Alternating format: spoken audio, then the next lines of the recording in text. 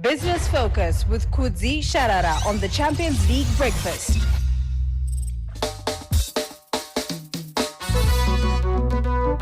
Eighteen minutes up before the news at 8 a.m. is our time. Good morning and welcome to Business Focus. Right here on Capi Talk 100.4 FM. Harare's Heartbeat proudly brought to you by POSB. Are you looking for a simple and secure way to shop online or make payments locally or internationally? The POSB prepaid MasterCard is the way to go. No bank account is required, and the best part, whether you're going on holiday, paying for something locally, or making USD transactions across the globe, online or in-store, you can shop and pay with confidence wherever you are. When it comes to security, the POSB prepaid MasterCard delivers faster, safe and secure payments, giving you peace of mind every time you swipe or click to pay. Visit your nearest POSB service center today and grab your POSB prepaid MasterCard to enjoy fast, secure and hassle-free payments. Remember, you can bank anytime, anywhere with POSB. 120 years of making life simply possible. Hashtag convenience made simply possible. It is Business Focus, brought to you by POSB. Good morning to you, Kudzie. How are you doing today? Good morning, Tinashe. Good morning, everyone. Great, Kudzie. Thank you so much. So a lot is happening this week right here in Zimbabwe. Starting from today and, of course, on Thursday. Talk to us about the importance of this week, Kudzie.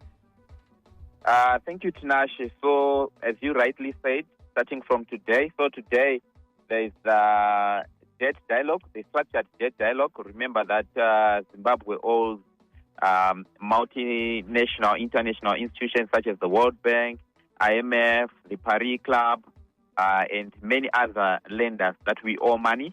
And we have been negotiating we are actually in arrears, meaning that we haven't been paying, and we are now being penalized for that debt. And I think in total, our debt is roughly around 18 billion US dollars. And part of that debt is owed to these multinational lenders. And because of those debts, of course, there are other issues that people can talk about, like sanctions and stuff. But because we have not been able to pay back our debt, we, unlike other countries, we do not have access to new loans from the World Bank, from the IMF. We don't owe the IMF, rather. In fact, we paid off the IMF. However, these debts now rank pari passu, meaning that you have to pay all of them before any of them can lend you money again.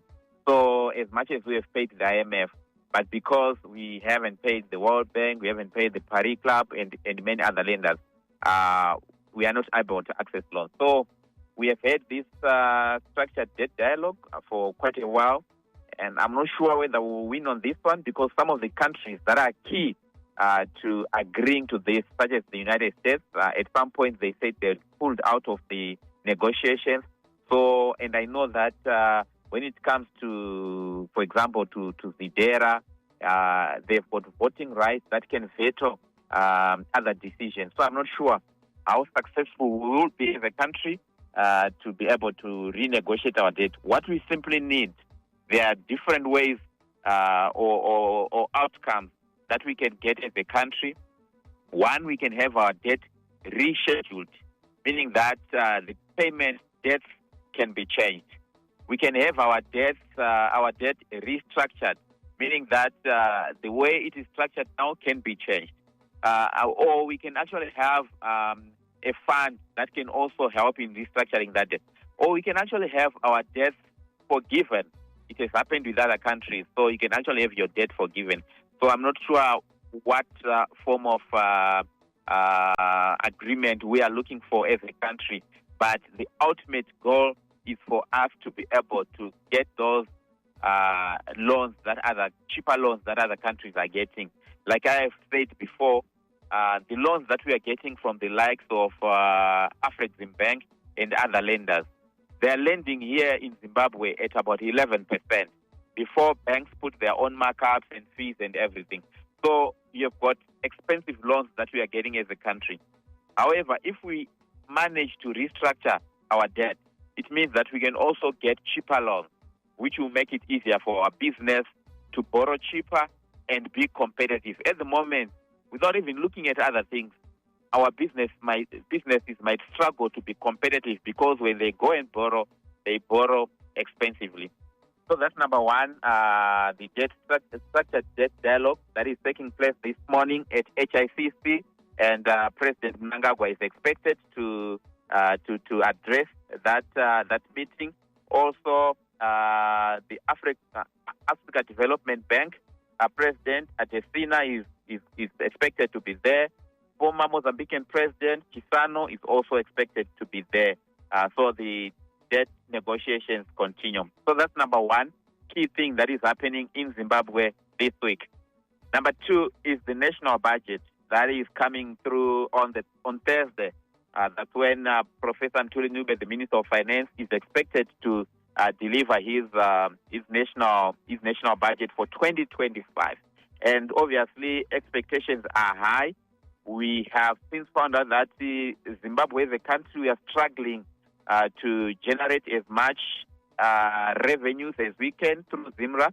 We are not generating enough, and we saw it in the last 2 months where government was saying they need to prioritize their spending and it shows you that they don't have money, and we need to start collecting enough money. However, there are also areas where people think that we need to reduce our taxes. So you see the dilemma. At one point, people are saying we need to reduce our taxes. At another point, we also need to boost our revenue. So, for example, some taxes that people have said should go, for example, the IMTT tax, which is 2% tax. People are saying that one should go. Others are saying at least it should be reduced from 2% to 1%. So that's the 2% tax. It has to be reduced. And then others are saying we have since seen that the sugar tax actually works, and the level of compliance is high. However, others are saying, please, let's reduce the sugar tax. I think we can collect enough for the cancer machines and the associated medicine for cancer.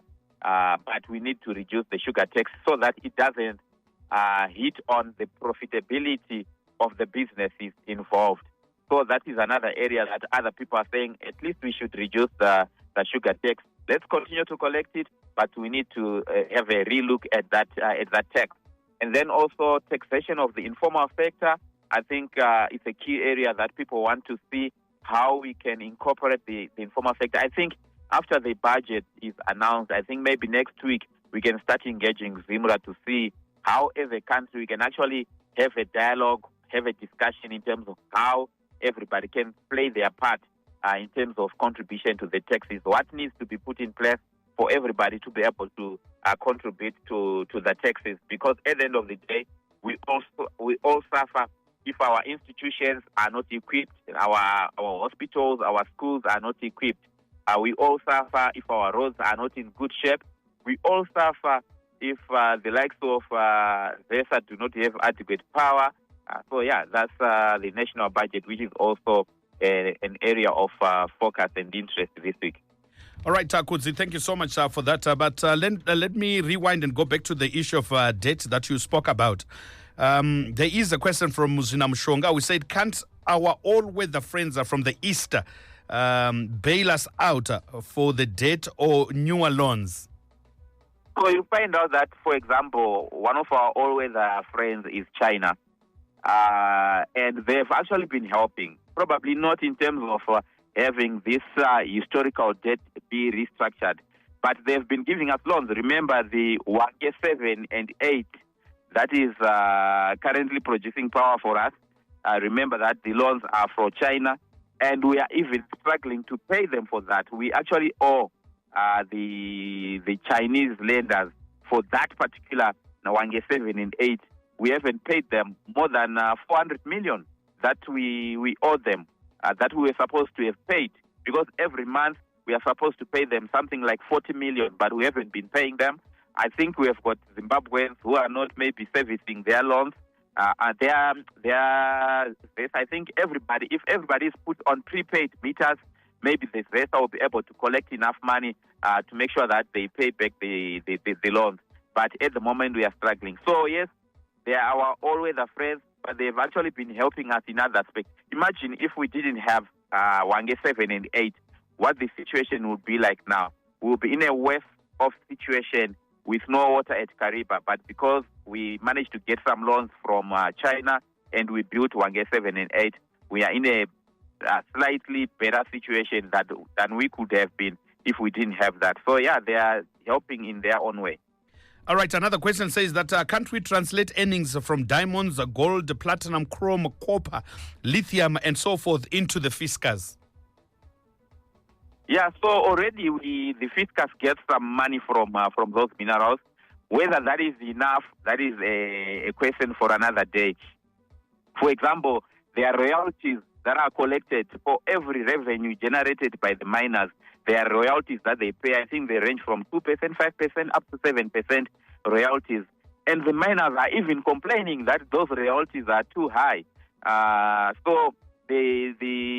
then when these companies make profits, they also contribute in terms of their taxes from the profits that they make from the minerals. So we do get something out of our mines.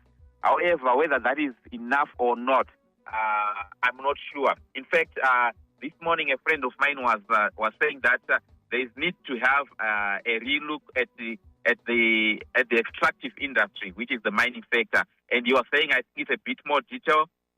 You are saying there is need for more detail in that aspect, and in terms of how much we can get from that. So we need to look at other countries to say how much do miners pay in form of taxes in the countries that they operate in, because sometimes you need to compare with your neighbor.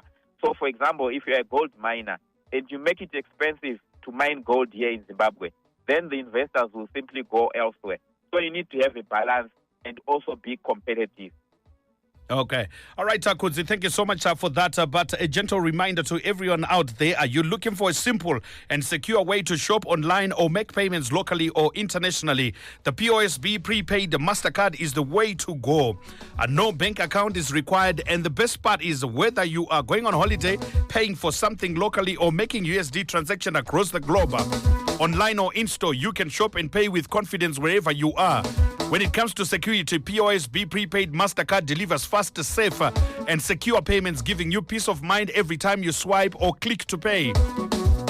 So visit your nearest POSB service center today and grab your POSB prepaid MasterCard to enjoy fast, secure, and hassle-free payments today. Well, let's get to look briefly, Kudzie, because our time is running out now. It's 5 minutes to go. Let's briefly look at the Zimbabwe Stock Exchange trading update for Friday.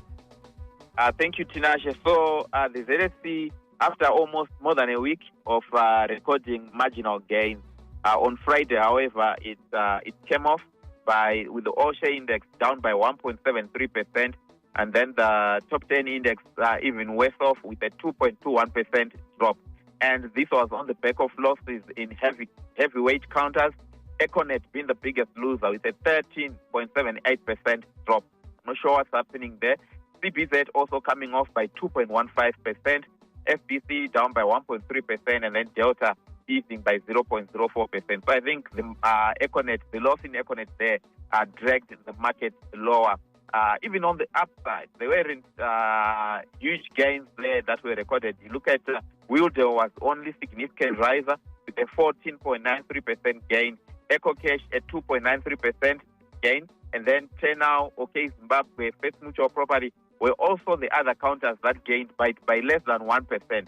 So I think the drop in Econet dragged the market lower there. And then you look at VFX, it was also down by 0.28%. That's the Victoria Falls Stock Exchange.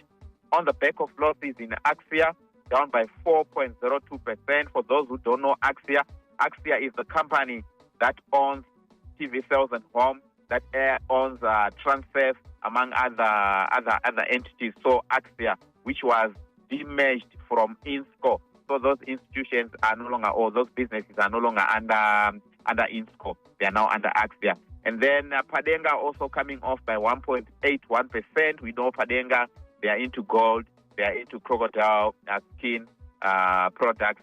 So that's Padenga there. Citco International, a massive 18.81% drop. Citco International is slightly different from Citco Zimbabwe. Citco International is the one that have those regional operations. You've got Citco in Zambia, in Kenya, and other countries. That's Citco International. But a massive drop there by 18.18%, 18.81% rather. That's Citco International.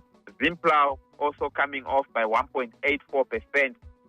I was looking at the latest trading update from Zimplow, which shows that the drought really hit the company. And according to management at Zimplow, they're actually saying that it will take about several years. I think they said 3 years, if I'm not mistaken, before we can, whilst the impact of the El Nino-induced drought, it will take about 3 years for the market to feel that impact. So it shows you that it really, the El Nino-induced drought really slowed down things for the likes of Zimplow. That depends in selling farming equipment. They've got Millie brand, which sells the traditional magejo, the traditional cultivators. They are sold by one of their units, which is Millie brand. And we all know when there's a drought, farmers simply stop buying farming equipment. And according to Zimplow, recovery for that takes time for farmers to start buying again because, for example, this season, they'll be going into the season without much capital because last year they didn't make money. So that will affect the business. And then also, they've got another one called Farmek, which sells tractors and the like. And I think, again, it was affected with sales down by, for example, Millibrand had sales volumes down by 48%. That's Millibrand between September, the quarter to September 2023 versus this year. So yeah, that's Zimplow there amongst the losers on the Zimbabwe on the Victoria Falls Stock Exchange rather. All right, Kudzie, thank you so much. Just a couple of seconds before we close it off for today. Thank you so much for today. We appreciate to hear from you tomorrow. Thank you, Tinashe. Bye-bye. And remember, with POSB, you can bank anytime, anywhere. With POSB, stay connected with us on social media at POSB Zimbabwe across all platforms or call Econet toll-free line 223. 24/7, dial star 223 hash on Econet or star 222 hash on Telecel and Net1.